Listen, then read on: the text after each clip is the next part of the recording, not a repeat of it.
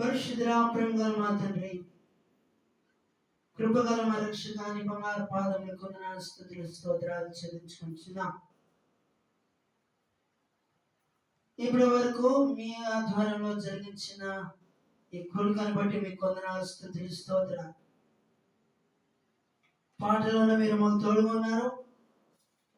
సాక్ష్యం మా జీవితాలలో గొప్ప కార్యములు జరిగించి తెరవబడిన గ్రంథంలో మాత్రమే తెరవబడిన హృదయంలో మాకు దయచి వినగలిగే చెవులు, గ్రహించగల హృదయము, స్వీకరించే మనసును మాకు అనుగ్రహించమని ఐక్యనన్ను మీ శిలువ చాటును మరుగుపరిచి మాకు కావాల్సిన వర్తమానంలో ఉన్న ఆత్మీయ సంగతులను మాకు బయలుపరచమని నాకు మొరపెట్టుమో, నేను ఉత్తరం ఇచ్చిన సెలవు ఇచ్చిన దేవా, మీ సందులో మేము మొరపెడిచిన మా ప్రార్థనకు ప్రత్యుత్తరం అనుగ్రహించమని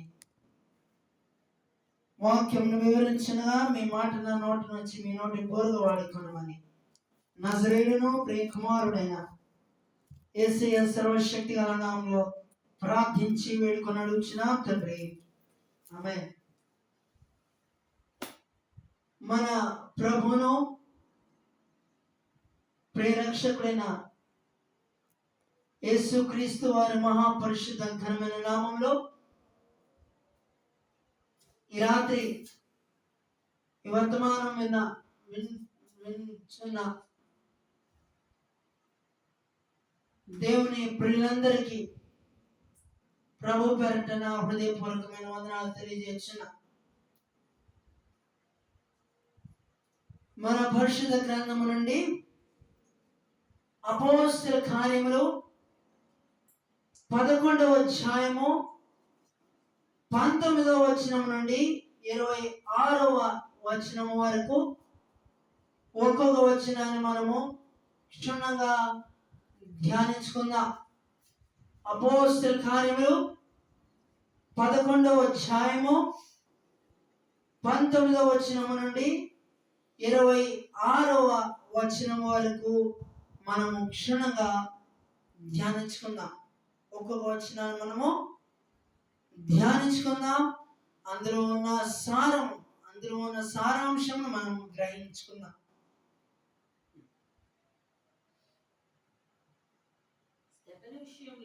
స్తపన విషయంలో కలిగిన శ్రమలను బట్టి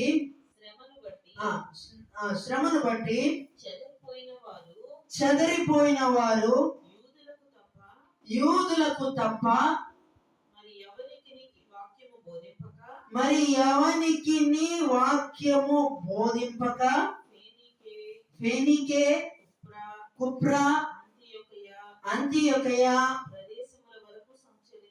ప్రదేశముల వరకు సంచరించిరి. కుప్రీలు కొందరును కురేనీయులు కొందరును వారిలో ఉండిరి. వీరు అంతియొకయుకు వచ్చి గ్రీసు దేశపు వారితో మాట్లాడుచు ప్రభు అయిన యేసును గూర్చిన సువార్త ప్రకటించిరి. ఏంటండి? స్తెఫను యెరూషలేము దేవాలయంలో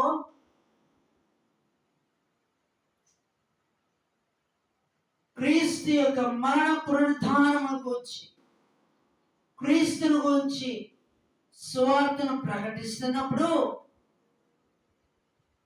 ఆ జన సమూహములో ఈ తార్సు వాడైన సౌలు ఆ ప్రజలను రెచ్చగొడుతూ స్తెఫను మీద రాళ్లతో కొట్టి, తార్సు వాడైన సౌలు వస్తున్నాడంటేనే అక్కడ ఉన్న ప్రజలు ఒకప్పుడు భయపడ్డారు. భయపడి ఎక్కడ వారు చదిరిపోయారు కదా. స్తెఫను శ్రమను బట్టి చెదిరిపోయారు. ఎవరు? యేసు నామములో ప్రార్థించేవారు చెదిరిపోయారు. ఎవరి వలన? తార్సు వాడైన సౌలు వలన కదా. తార్సు వాడైన సౌలే కదా అక్కడ ఉన్న ప్రజలలో వారిని రెచ్చగొట్టి వారిని రాళ్లతో కొట్టండి అని చెప్పి మౌనంగా వారికి ఇండికేషన్ ఇచ్చి రాళ్లతో కొట్టినా కూడా స్టెఫను ఒకటే మాట ప్రార్థన చేశారు, ప్రభువా వీరేం చేస్తున్నారు వీరికి తెలియదు కనుక వీరిని క్షమించి. ఆనాడు స్టెఫను కూడా అదే ప్రార్థన చేశారు. ప్రభువారు సిలువలో మాట్లాడిన మొదటి మాట కూడా ఇది. అయితే ఆ సువార్త అంతటితో ఆగలేదు. చెదిరిపోయిన యూదులు తప్ప అలా కొన్ని ప్రాంతాలు ఇందులో రాయబడి ఉన్నాయి. ఆ ప్రాంతాల్లో కొంతమంది కుప్రీయులు, అంతియోకయ వారు కొంతమంది అక్కడ ఉన్నారు. అయితే ఆ సువార్త ద్వారా ప్రభావితం చెంది వారు తర్వాత వచ్చిన తర్వాత ఏం జరిగింది చూడండి. అంతియోకయకు వచ్చి గ్రీసు దేశపు వారితో మాట్లాడుచు ప్రభు అయిన యేసును గూర్చిన సువార్త ప్రకటించారు. ఏంటండి ఆ తర్వాత ఏం జరిగిందో చూద్దాం రండి. ప్రభు హస్తము వారికి తోడై ఉండెను గనుక నమ్మిన వారనేకులు ప్రభు తట్టు తిరిగిరి. ఏంటండి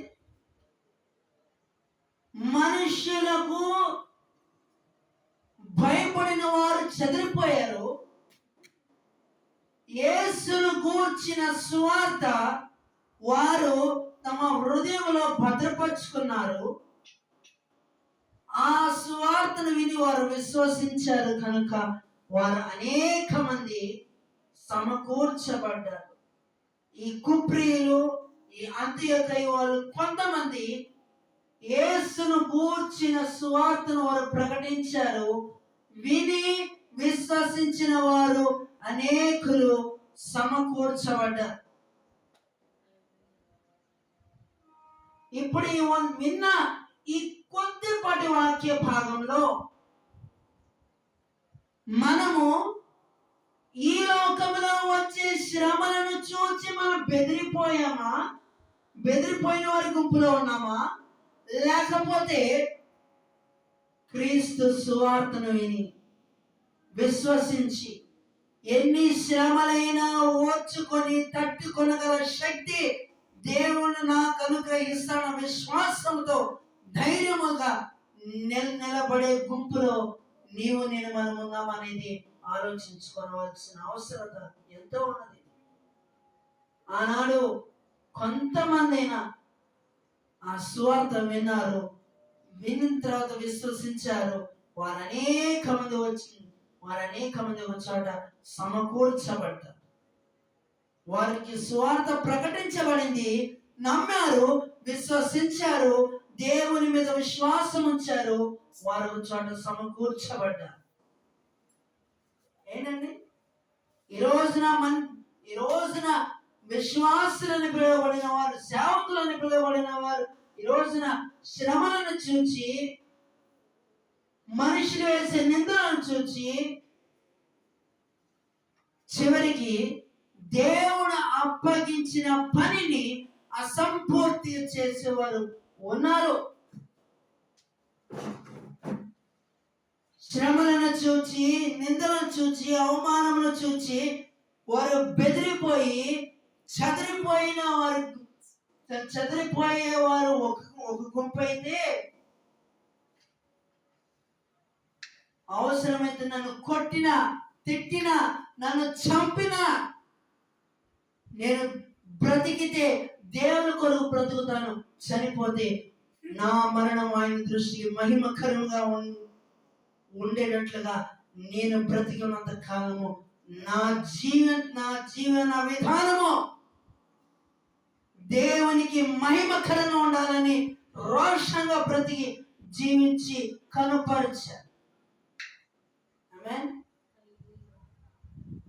ఎన్ని శ్రమలు వచ్చినా, ఎన్ని నిందలు వచ్చినా, ఎన్ని అవమానాలు వచ్చినా, ఎంతమంది ఎదురు తిరిగినా చివరికి లోకములో వచ్చే శ్రమలను చూచి వారు భయపడలేదు, జడియలేదు, చదురుకోలేదు. క్రీస్తు సువార్తను వారు విన్నారు, విశ్వసించారు. వారందరూ ఒక చోట ఏకముగా కూడారు.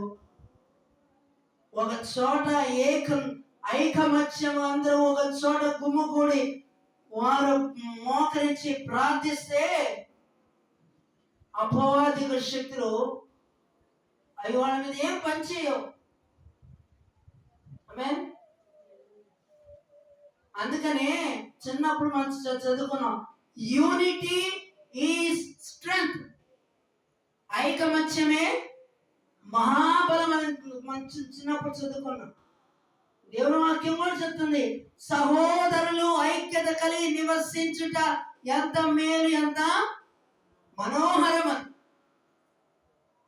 ఈరోజు ఇటువంటి ఐక్యత అనేక సంఘాలలో, అనేక మంది సేవకుల మధ్య, విశ్వాసుల మధ్య క్రీస్తు అనుగ్రహించు ఐక్యత ప్రతి వారికి నీ దేవుడు అనుగ్రహించును గాక.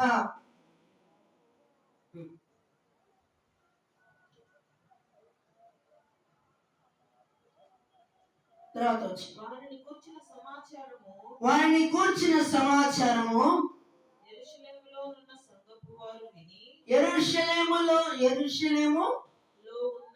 ఉన్న సంఘపు వారు విని బర్నబాను అంతియొకయ వరకు పంపిరి. అతడు వచ్చి దేవుని కృపను చూచి సంతోషించి ప్రభువును స్థిర హృదయముతో హత్తుకొనవలెనని అందరినీ హెచ్చరించారు. ఏంటండి, ఈ కుప్రీయుల వారు, అంతియొకయ వారు కొంతమంది యేసు గూర్చిన సువార్తను వీరు ప్రకటించడం, ఈ వార్త, ఈ సమాచారము యెరూషలేములో ఉన్న సంఘములో ఉన్న వారు ఇది వారికి వార్త అందితే, అయితే అక్కడ బర్నబా అనే ఒక వ్యక్తి అంతియొకయకు చేరుకున్నాడు. చేరుకొని దేవుని కృపను చూసిన తర్వాత సంతోషించి, చివరికి ఏం జరిగింది, వీరు ఒక చోట సమకూడి ఉన్నారు. అయితే ఒక సమకూడడం వరకు కుదరదు,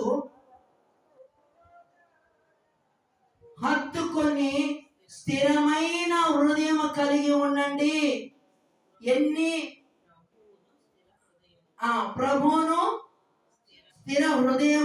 స్థిర హృదయముతో హత్తుకొనమని బర్నబా ఈ సమకూడిన ఈ సమూహానికి హెచ్చరించడం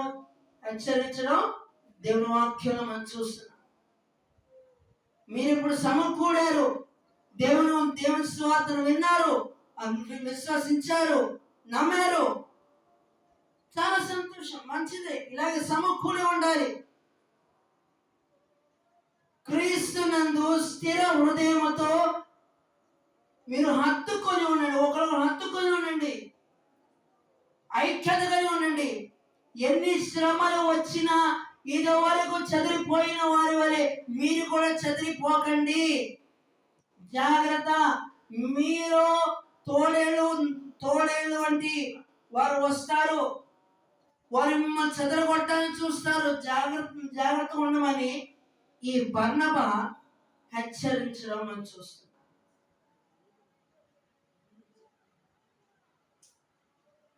నా ప్రియమైన సహోదర సహోదరులను గమనించండి. ఈ రోజున అటువంటి ఐక్యత ఈనాటి దినాల మనం చూడలేకపోవడం చాలా విచారకరమైన విషయం.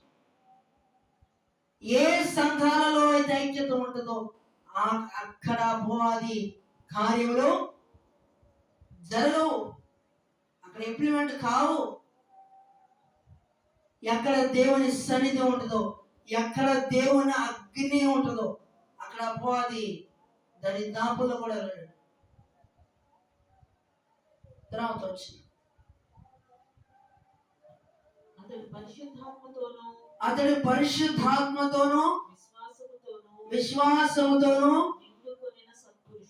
నిండుకొనిన సత్పురుషుడు. బహుజనులు ప్రభు పక్షమున చేరారు. ఎవరి గురించి చెప్పారండి? పరిశుద్ధాత్మతోనూ వచ్చిన చదవండి. పరిశుద్ధాత్మతోనూ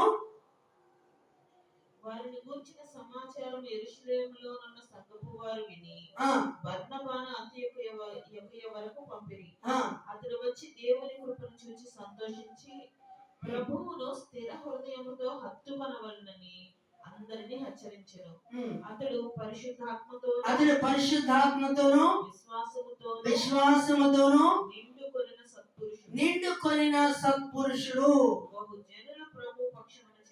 బహుజనులు ప్రభు పక్షమున చేరిరి.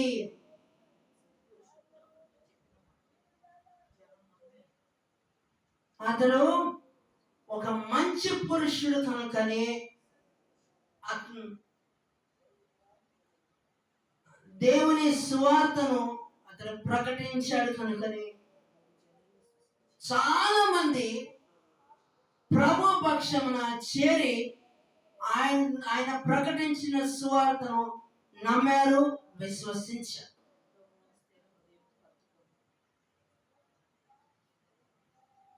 నా ప్రియమైన సహోదర సహోదరులను గమనించి ఈ రోజున మనలో ఎంతమంది దేవుని వాక్యాన్ని స్థిర హృదయంతో మనం హత్తుకుంటున్నాం? దేవుని మాటను నిజంగా ప్రభువు నాతో మాట్లాడుతున్నారు, నా జీవితాన్ని సరిదిద్దుకోనమని మరొకసారి దేవుడు తన మాట ద్వారా, తన వాక్యం ద్వారా నన్ను హెచ్చరిస్తున్నాడు అని ఎంతమంది గ్రహింపును కలిగి ఉంటున్నారు? ఈ లోకంలో వచ్చే తాత్కాలికమైన శ్రమలను చూచి చివరికి దేవునిని కూడా దూషించడానికి వెనకాడుతున్నారు. దేవుని కూడా దూషించడానికి వెనకాడని పరిస్థితిలో ఉన్నారంటే చాలా వేదనకరమైన విషయం. అటువంటి పరిస్థితి దేవుని ఉగ్రత వారి మీద, దేవుని మహా ఉగ్రత నుండి నేను మనము తప్పించబడాలంటే సువార్త అనేక విధాలుగా వెళుతుంది. కానీ మనలో ఎంతమంది స్థిర హృదయంతో మన దేవుని వాక్యాన్ని మనం హత్తుకుంటున్నాం? అదే వాక్యాన్ని మన హృదయాలకి మనం హత్తుకొని దాన్ని మన హృదయాలకి మనం ఎంతమంది అన్వయించుకుంటున్నాం? ఏంటండి, ఒకసారి చాకలి వాడు బట్టలు తీసుకొని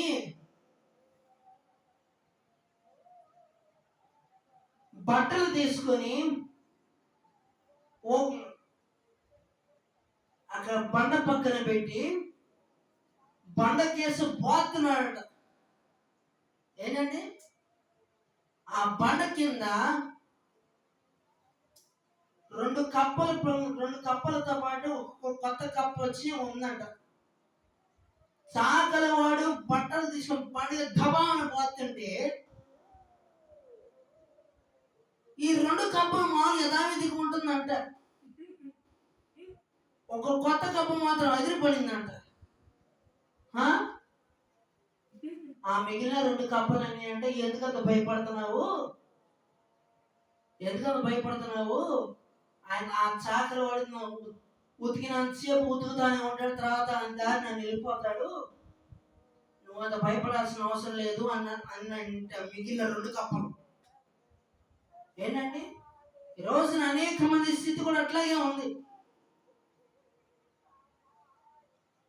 దేవుని సేవకుడు వాక్యం చెప్పి వాక్యం ద్వారా కరాఖండిగా ఖండించి గద్దించి బుద్ధి చెప్పుతుంటే పెడచెవిన పెట్టేవారు ఈ రోజున అనేక మంది ఉన్నారు, లేరా?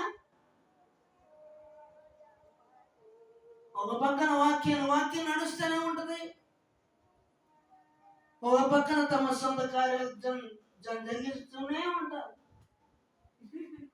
అందుకని త్రోవ పక్కన పడిన నేల, దేవుని వాక్యం అనే విత్తనము త్రోవ పక్కన విత్తనాలు పడితే ఆ విత్తనాలు నెలలోకి పడక ముందే ఆకాశ పక్షులు వాటిని వచ్చి ఆ విత్తనాలు ఎత్తుకొని పోయి. ఎంత విచారం చూడండి ఒకసారి. ఈ రోజున అనేక మంది పరిస్థితి ఇట్లాగే ఉంది.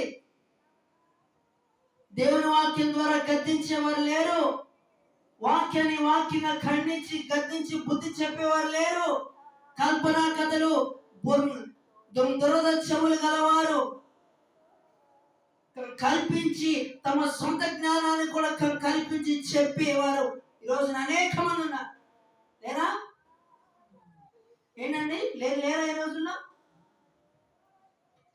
కల్పనా కథలు కవ్వించి నవ్వించి వారిని క్రీస్తు యొద్దకు నడిపించవలసినది బదులు వాక్యాన్ని ఉన్నట్లుగా చెప్పేవాళ్ళు ఈ రోజున అరుదుగా ఉన్నారు. అంతటా అతడు సౌలును వెతుకుటకు తార్సునకు వెళ్ళి అతని కనుగొని అంతియొకయుకు తోడుకొని వచ్చెను. వారు కలిసి 1 సంవత్సరమంతయు సంఘములో ఉండి బహుజనములకు వాక్యమును బోధించిరి. మొట్టమొదట అంతియొకయులో శిష్యులు క్రైస్తవులనబడిరి. వీరు మొట్టమొదటి క్రైస్తవులు. వీరు క్రీస్తును పోలి వీరు జీవించారు కనుకనే ఆ రోజులో ప్రజలు ఓహో వీరు క్రైస్తవులు కాబోరు, వీరు క్రీస్తును పోలి నడుస్తున్నారు, క్రీస్తును పోలి జీవిస్తున్నారు, క్రీస్తు మాదిరిని కలిగి ఉంటున్నారు కాబట్టి వీరిని మొదటి క్రైస్తవులు అని పిలువబడ్డారు. ఈరోజు మనం క్రైస్తవులని పిలువబడుతున్నాం, కానీ మనలో క్రీస్తు మాదిరి ఉందండి? క్రీస్తు మాదిరిని మన ఇతరులు కనపరుస్తున్నామా? ఆయన కనపరిచిన ఓర్పు, సహనము, దీర్ఘశాంతము మన ఇతరులు కనపరుస్తున్నామా? ఒకసారి ఆలోచించుకుందాం. దేవుని వాక్యం మనకు తెలుసు, సంవత్సరాల తరబడి మన వాక్యాన్ని వింటున్నాం, ఇతరులకు ప్రకటిస్తున్నాం. మనం ఇతరులకు ప్రకటించి దాని ప్రకారంగా చేయకపోతే జాగ్రత్త సుమా, మన క్రియలే రేపు దేవుని న్యాయపీఠం ఎదుట మనల్ని దోషిగానే నిలబెడుతుంది.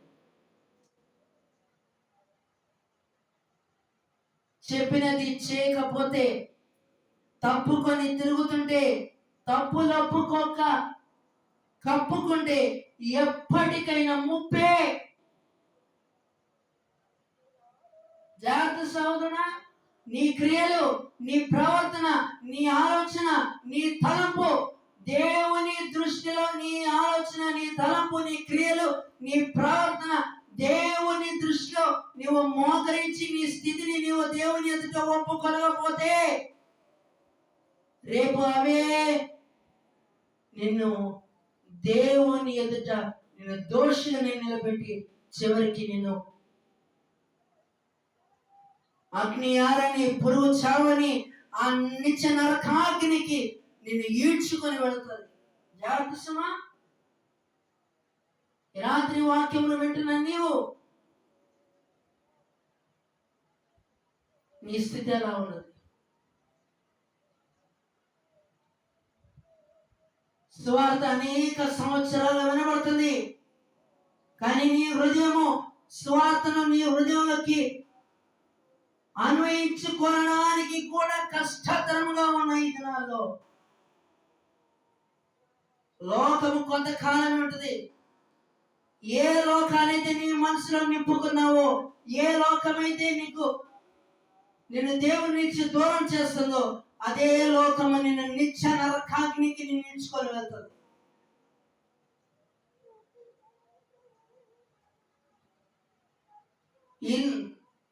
మీరు ఒక మాట ఉంటుంది బైబిల్లో, మీరు లోకాన్ని ప్రేమించకండి, లోకములో ఉన్నదంతా అనగా శరీరాశ, నేత్రాశ, జీవపడము, ఇవి అపవాది మన మీద ఉపయోగించే 3 ఆయుధాలు. ఏంటండి? ఏ ఆయుధాలు వాడతారో అపవాది మన మీద? శరీరాశ, నేత్రాశ, జీవపడము. ఈ 3 ఆయుధాలు అపవాది మన మీద, దేవుని మీద ఉండే విశ్వాసాన్ని బలహీనపరిచి, ఇక నేను దేవుల్లో నేను నిలబడలేనులే, ఇక నా వల్ల కాదు, చాలా కష్టంగా ఉంది అని చెప్పి మెల్లిగా మానవుని యొక్క ఆలోచన మెల్లిగా అపవాది వైపు మలుచుకొని, చివరికి అపవాది ఆ వ్యక్తిని తన కైవశంలో ఉంచుకొని చివరికి తనని నిత్యాగ్ని గుండానికి ఈడ్చుకొని వెళ్తాడు. తన బానిసగా ఉంచుకుంటాడు. నా ప్రియమైన సహోదర సహోదరులను గమనించి, గత సంవత్సరాలుగా వర్తమానం వెంటనే నీవు వినబడుతున్నా కూడా పెడచెవిని పెట్టి నీ సొంత కార్యములు జరిగించుకుంటున్న సహోదర సహోదరి, ఒకవేళ ఈ రాత్రి దేవుడిని పిలిస్తే నీ క్రియలే, నీ ప్రవర్తనే, దేవుని మీద ఉండని దేవుని భయము నీ హృదయంలో లేకపోతే,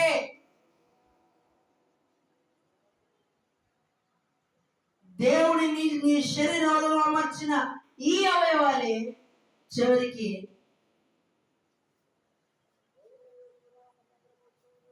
బ్రేక్ లేని బండిలాగా తయారవుతుంది. బ్రేక్ లేని బండి ఏమవుతుంది? ప్రమాదానికి గురవుతుంది. చిక్కా లేని గుర్రం ఏమవుతుందండి? చిక్కా లేని గుర్రం ఎలా ఉంటుంది? ఇక కళ్ళం లేని గుర్రం ఏముంటుంది? ఎలా ఉంటుంది? నీకు ఇష్టం ఎక్కడన్నా తిరుగుద్ది. దేవుని భయము ఎవరి హృదయాలలో ఉండదో వారి నోటికి, మనస్సుకు, ఆలోచనకు, తలంపుకు కళ ఉండదు. ఇంకా అర్థమైన చెప్పాలంటే, దేవుని సన్నిధిలో ప్రార్థించడానికి వారి మోకాలు వంగవు.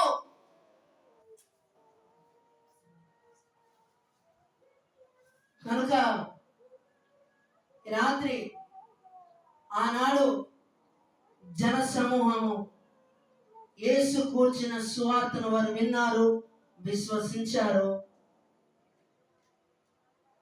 స్థిర హృదయముతో వారు క్రీస్తు సువార్తను వారు హత్తుకున్నారు, ఐకమత్యంతో ఉన్నారు. వారు ఒక స్థలంలో సమకూర్చబడి వారు ఒకటిగా అయ్యారు. ఆనాడు శిష్యులు క్రీస్తు కనపరిచిన మాదిరిని అనేక మందికి వారు కనపరిచారు. కనుకనే బర్నబా పరిశుద్ధాత్మతోనూ విశ్వాసముతోను నింపబడిన సత్పురుషుడు అని పిలువబడ్డారు. ఈ రోజున ఆనాడు బరబ్బా విషయమై ప్రభువారు సాక్ష్యం ఇచ్చినట్లుగా ఈ రోజున మనం ఆయన మాదిరిని మనం కలిగి ఉన్నప్పుడు మనల్ని చూచి వీరిలో క్రీస్తు స్వరూప్యం ఉన్నది కనుక వీరు నమ్మిన దేవుడే నిజమైన దేవుడని మనలను చూచుచున్న వారు అనేక మంది సాక్ష్యం ఇచ్చినట్లుగా దేవుని యొక్క మాదిరి మనం కలిగి ఉన్నాం. అనేకులకు క్రీస్తు ప్రేమను కనబరుద్దాం. దేవుని కొరకు సాక్షిగా జీవిద్దాం. ఎన్ని శ్రమలు వచ్చినా దేవుని మీద విశ్వాసము మనం విడవకుండా ఆ శ్రమలలో దేవుని కాపుదల, దేవుని తోడు మనకు ఉండదని మనం విశ్వసిద్దాం. అటు గొప్ప ధన్యత ప్రభువారు మనకు అనుగ్రహించిన గాక. ఆమేన్. దయచేసి తల వంచండి, ప్రార్థన చేసుకుందాం.